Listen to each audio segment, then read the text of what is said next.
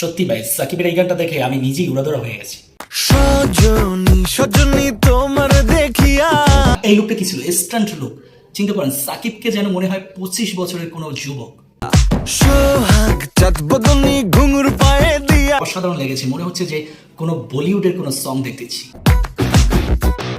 ও মাই god, সাকিবের entry, মানে সাকিবের এন্ট্রি যেন অন্যরকম একটা ফিলিংস। সো এই গানটায় সাকিবের এন্ট্রি, প্রীতম হাসানের এন্ট্রি, মিমি চক্রবর্তী, সবার পারফরমেন্স যদি হিসাব করেন, এক কথায় অসাধারণ।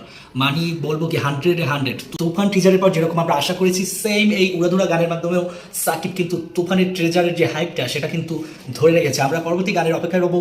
বেস্ট অফ লাক সাকিব, অবশ্যই Shakib one of the best Bangladesh ডালিউডের কিং খান, সে অবশ্যই ভালো কিছু দেবে সেই প্রত্যাশা করি। সেই সাথে রায়হান রাফির কথা আলাদা করে বলতে হয়। রায়হান রাফির ছবিতে একটা নতুন মাত্রা যোগ দিয়েছে। বেস্ট অফ লাক, এগিয়ে যাক, অনেক দূর এগিয়ে যাক, সেই প্রত্যাশাই করি।